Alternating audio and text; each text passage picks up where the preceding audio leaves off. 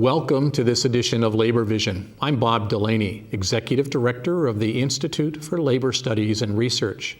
Labor Vision, a production of the Institute, focuses on topics of importance to working Rhode Island families. We hope you enjoy this evening's edition.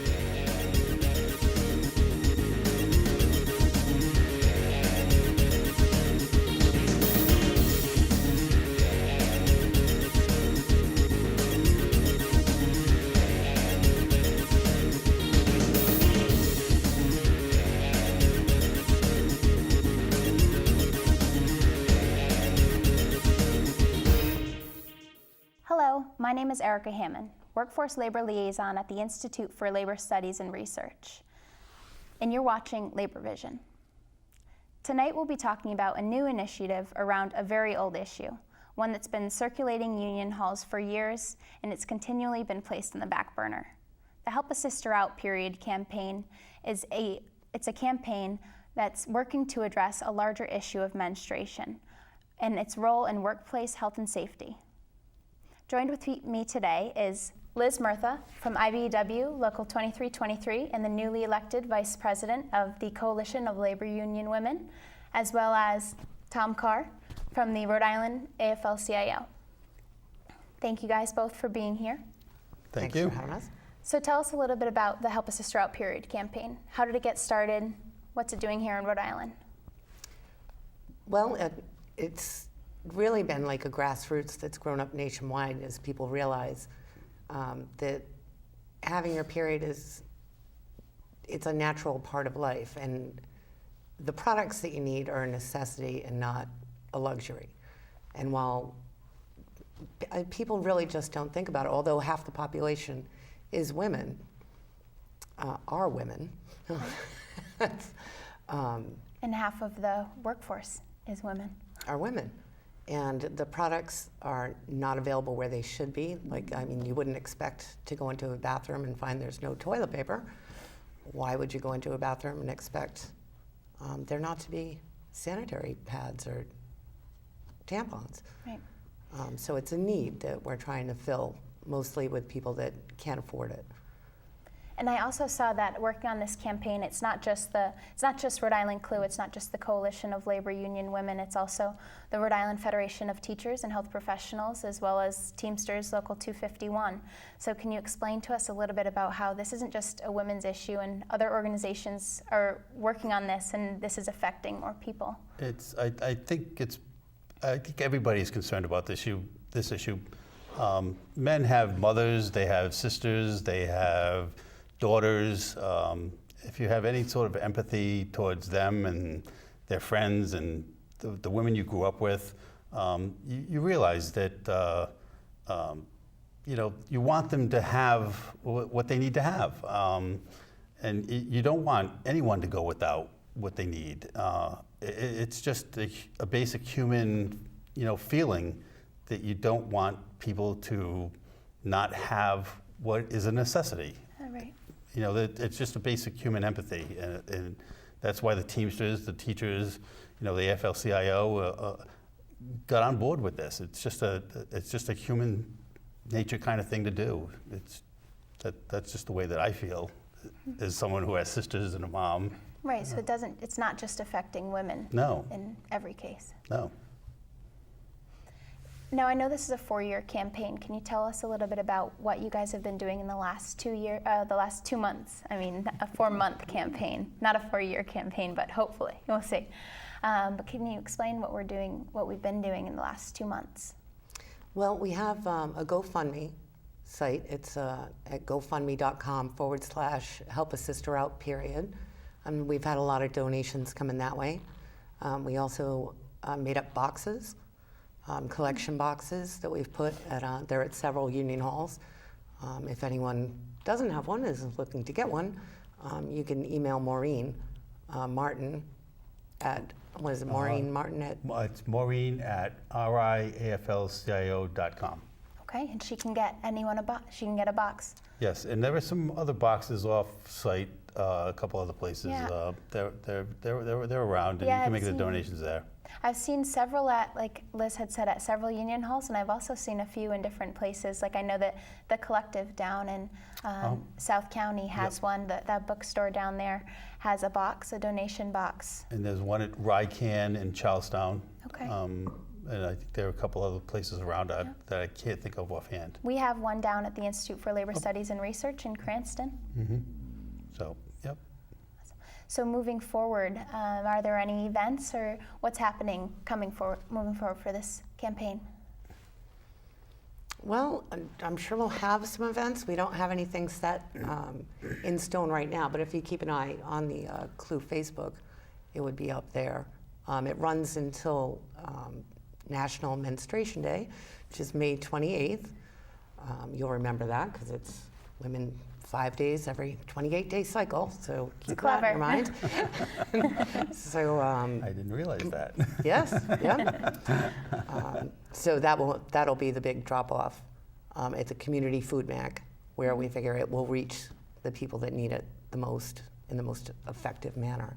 And as I explained before when I was introducing the campaign, it's a new initiative, but it's an old topic. So are you noticing anything different about the conversations since this project has been started 2 months ago? How are the conversations changing about the issue? Well, I mean, I think the first thing that we noticed right off the bat was right after we started this campaign, the city of Providence, their school system changed their policy and they started providing the products to middle schoolers and high schoolers right off the bat. That's awesome. It was a seismic change. You know, this had never been done before. And I think it all stemmed from a single tweet or I think maybe a Facebook post. And it was just like, bam, it had never been done before. And, you know, I graduated from high school in Providence and just didn't happen in my day. Right. So That wasn't the intention of the campaign when it started, but the ripple effect, it seems to be. Yeah, I mean, Senator Palmer put in a bill to make sure to try and have these products not taxed, I believe. Okay. I think that was the intention of the bill, because, you know, it's just a simple thing to, you know, that just adds a cost. It's an extra burden for women that Absolutely. shouldn't be there, you know? Right. So on May 28th, when this big drop-off event happens, this isn't the end of the campaign. This continues, the work continues at least, and hopefully the ripple effect will continue. I think that we were just talking about it earlier, that I think it's 1 in 5 women or 1 in 5 girls will skip or leave school because they are getting their period, and they have to leave because they don't have menstrual products, right? Exactly. If you go to the nurse's office, they're never out of bandages, but they'll be out of those. And just like this is happening and it's an issue in schools, this is happening on workplaces. So this is a workplace health and safety issue. If women don't have access to menstrual products and they can't afford menstrual products, they won't come to work, or it's unsafe for them to go to work because they are constantly trying to figure out, am I going to have a time to go to the bathroom, or will there be access to these products in the bathroom? Right. And if people don't have access to them, it actually is a health issue because, well, as you would know, but you might not, Thom, they're supposed to be changed every 4 hours, Yeah. 4 to 6 hours at the most. If you don't have enough, you're leaving them in far too long. It opens you up to toxic shock, cervical cancer, other infections. It really is health. It's not just, I know it's not just minor issues, right? Right, exactly. Okay, that's something new I learned today. And I mean, that's the health and safety aspect of it, but if students are not going to school and women are not going to work because of it, it becomes an economic issue, right? It's like lost time for any other thing. I mean, it's like a workplace injury. You know, it's the same kind of thing. So businesses should get on board. We should have more economic partners on this campaign, really. Absolutely, and I know 130,000 individuals in Rhode Island live under the poverty line, and I mean, if you can't afford access to menstrual products, And they're not covered. Right. with food stamps. You can't buy them with food stamps. They're considered a luxury. I don't know any woman that has it that considers it a luxury. But It doesn't matter your income, your menstrual cycle doesn't stop, right? Right, exactly. And in fact, just along those same lines, if you want to use a flexible spending account, they're not considered a necessity like any other. You can get Band-Aids, you can get misters and all sorts of things with your health Right. spending account, but you can't get tampons. So if you're on a fixed income, you have to choose between food and these products every month. And sometimes you rent. Yeah. Oh my God. Absolutely. Imagine a single woman with No, a couple of daughters. That's hard. That's Yep. hard to understand. That really is. So it's great that we've really seen the other unions get behind it, and we have to give credit to Well- RIFT for storing Right, it. right. Yes. We've actually had a really And- great response so far, and And It's- RIFT actually not just storing the products there, but they've actually made a large financial contribution as well, as have the Teamsters. So a big shout out to Frank Flynn and to Matt Taibbi, who've done a great job Absolutely. with this. And the Teamsters, we thought when we first started this program that we might end up collecting enough products to fill a van, maybe a panel truck, but we actually had an event a while back to sort the products out into different products, and we're getting to the point where it's probably going to need the tractor trailer truck now. So. yep, that's the hope. Wouldn't that be a great issue to have? Yes, Right.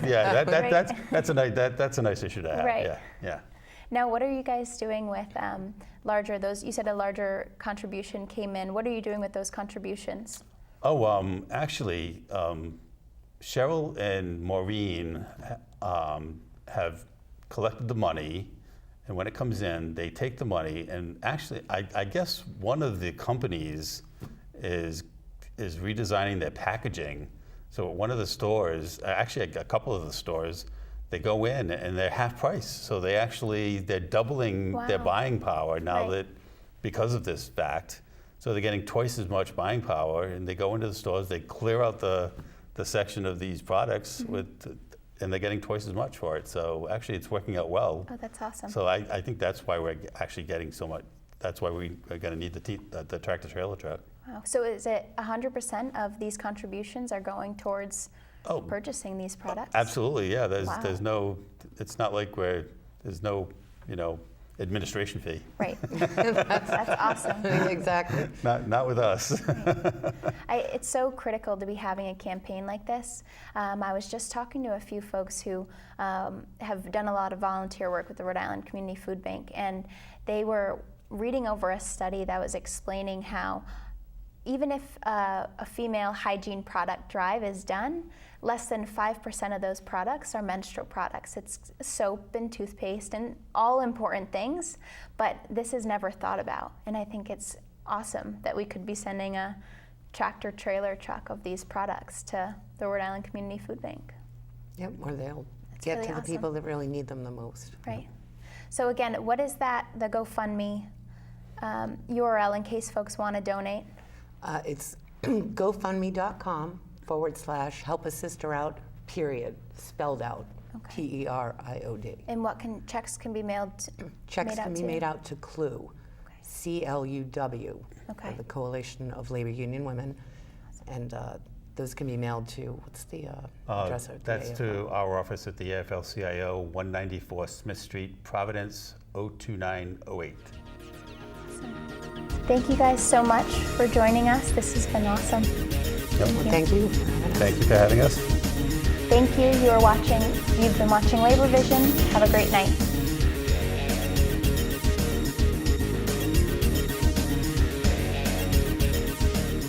Hello, my name is Erica Hammond, Workforce Labor Liaison at the Institute for Labor Studies and Research, and you're watching Labor Vision. Tonight we have a dear friend of mine on our show, Raul Figueroa, Cooperative Coordinator at Fuerza Laboral, here to talk to us about a new business project that I'm really excited for you all to hear about. Thank you for joining us, Raul. Thank you, Erica. Thank you for having me. Yeah.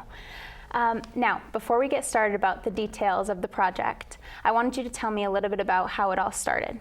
Yeah, so it all started with the when we first thought about this new type of businesses about 5 years ago, and we realized that we didn't have a actually solid foundation to where that business can actually flourish. So we had an idea to introduce a legislation, and with this legislation that would recognize workers' cooperatives as a legal entity. And we did that in 2017, and we were successful to pass it in 1 year. And now we are seeing the, the results. Okay, so now having this legislation passed, what does it mean exactly in Rhode Island? So it means that now workers' cooperatives can actually incorporate as a new type of corporation. It's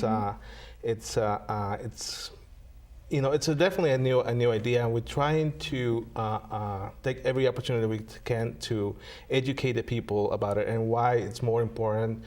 And why it's important to incorporate as a cooperative, because it gives you more stability. It gives you more, a more solid foundation to actually create a business, because you're doing it with other people who are who think like you and who want to have that business successful. Right, that's awesome.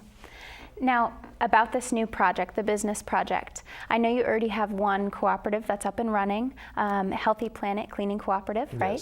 Yes. Can you tell us a little bit about how this got started? So this got started with a group of workers who came to Fuerza looking for help. They have been working in the cleaning industry for a long time, and they have been exploited on many occasions, right? Working minimum wage, not having any type of job stability.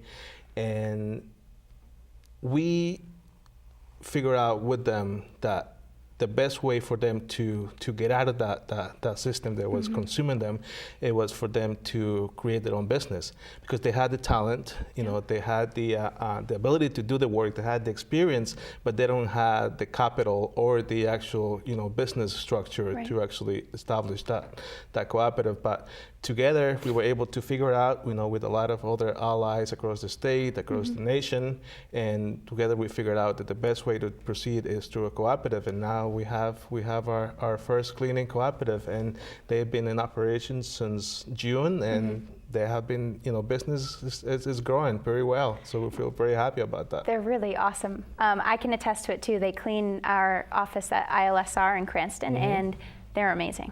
Their attention to detail is unreal. Thank you. They take a lot of pride in what they do.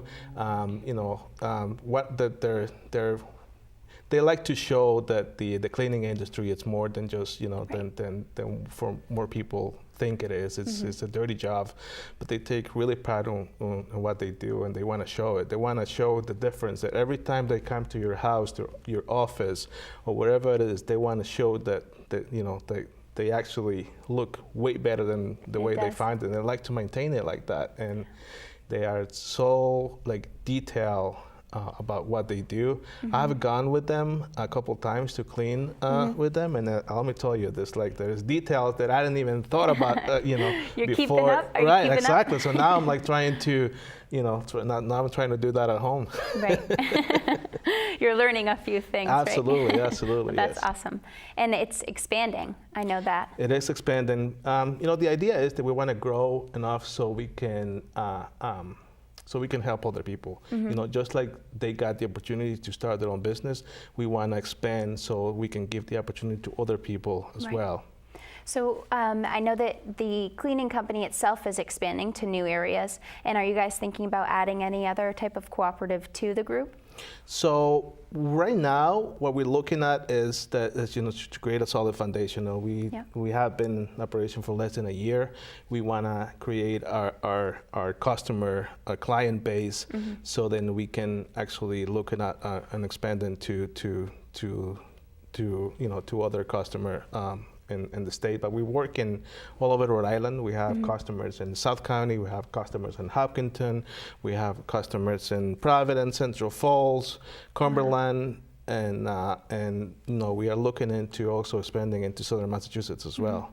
And you know how small Rhode Island is too, right? You get somewhere and it's word of mouth, word of mouth. That's how a lot of our clients have contacted us, because they have they have heard from their neighbors that there's a new company That's who's looking exciting. for business, and that's how most people have contacted us, and we're very grateful. We actually just sent out a survey to our clients a couple of weeks ago, and their responses were very, very beautiful, and they were all positive. So it helped us know that we are going in the right direction. Right.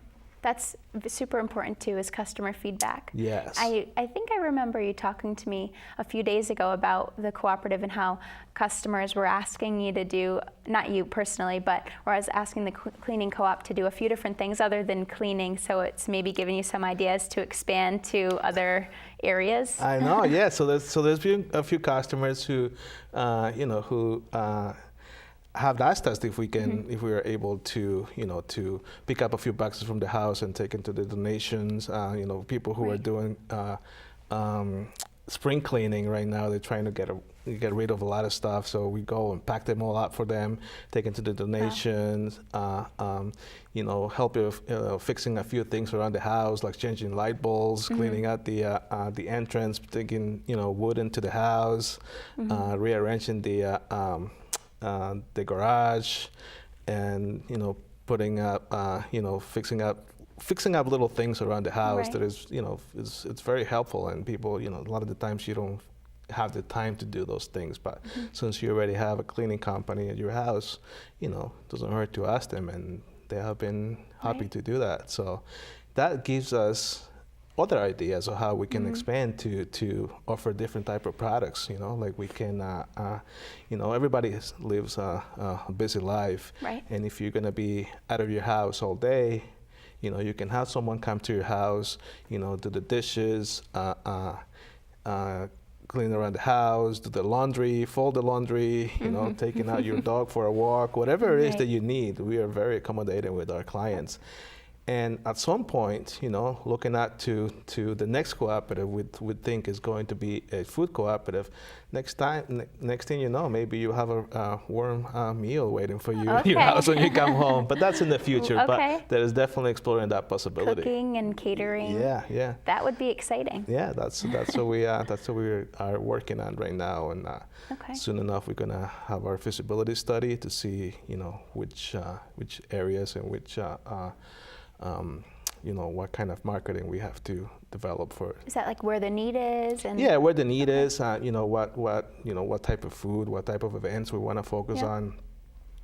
A lot of the times you go into a meeting, right? And there's always food. There's always food catering by either stuff that you buy at the supermarket, already prepared food. Yeah. But if you can hire a local company who employs or who the members live in the neighborhood, and they prepare their food and then they bring it to you to your event. They come and set it up. They clean it after, right? I think a lot of people will like that idea. Oh, absolutely. Yeah. Now, I was just thinking when you said you were getting customer feedback and everything, and just as important as that is, are you guys getting the word out about this business through any other media outlets aside from here? There's we are not being very effective in putting the word out there. We have been working with our already our media people that we know, or close friends and allies first. But we actually have a big event coming up on April 30th, which is the state date of cooperative. It's going to be an event at the State House, and we want to invite every media outlet out there, because it's not going to be just our cooperative. We're inviting cooperatives across the state. so they can see that the cooperative movement is actually growing, and it's actually getting it's getting stronger, and we want to utilize that opportunity to showcase what we are all about and what we do, what we can do for your business, for your house, or Right. for any type of needs. That's exciting. Yeah. So that's Tuesday, April 30th at the Tuesday, State April House? 30th at the State House is going to be, there's actually going to be a resolution introduced by Okay. Senator Sandra Cano and Representative Shelby Maldonado on both chambers, where we'll recognize April 30th as the State Date of Cooperative. It's the first one, so we're pretty excited about that. That's awesome. And I can imagine that that's going to help get the word out big time. Yeah. So we are, we're looking at to send out the press release in the next couple of days, and we hope that all our allies and all the media outlets are present that day, so they can Right. so they can learn, because that is what we need. We need to educate people about what cooperatives do, why cooperatives are so important, and why cooperatives who are rooted in the neighborhood are helping helping the economic development of the neighborhood, of the town, of the city, of the state, and the more we grow, the better we will become. Right. In the Absolutely. future. Yeah. And so what's in the future for Fuerza Laboral? I understand that you just got a promotion. Congratulations. Thank you. And a new title, Yeah. Cooperative Coordinator. Yes, Right? yeah. And Fuerza's just hired a new Community organizer. Yes. Okay, what does this mean for Fuerza? That means that we are able to do twice as more than we did before. It means that we are, now we're not just a small organization. We are a medium organization, which is You're getting up there. We're getting right? up there, yeah. And it's taking us 13 years to get to where we are Wow. right now.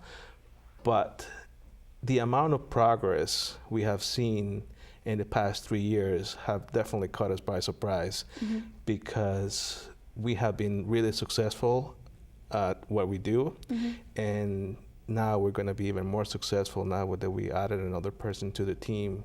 And we'll be able to, if this cooperative took us about 2.5 years to start, we're hoping that the next one Right. will take us half the time, because we have learned so much from the Yeah. process, and that's also another thing that we want to do. We want to expand to other people who wants to create a cooperative across the state. We want to create the guidelines and how to avoid the same mistakes that we did Right. when creating one, because it's the first one.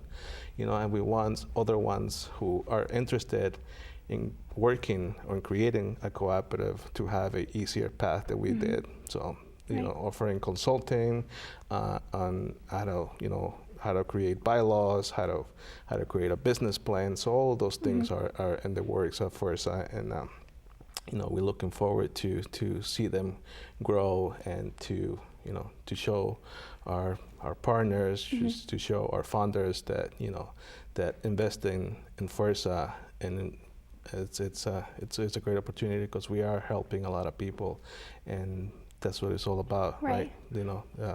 Helping awesome. other people, and they can help themselves as well. That's awesome. So everyone should be keeping Fuerza Laboral on their radar. They're Yes, paving absolutely. the way, And right? Healthy Planet Cleaning Cooperative. That is the name of my cooperative. Awesome. Well, we're just about out of time. Thank you so much for joining us. It's been great having you here. It's a pleasure being here. Thank you so much. Now, everyone needs to go and contact Raul Figueroa at Fuerza Laboral. Get your free cleaning estimate from Healthy Planet's Cleaning Cooperative. And thank you so much for joining us. Have a great night. Thanks for watching Labor Vision. Thank you for joining us for this edition of Labor Vision. We appreciate your input and encourage your comments. Labor Vision can be seen on this channel 3 times each week: Tuesday at 7 p.m., Thursday at 8 p.m., and Saturday at 5 p.m.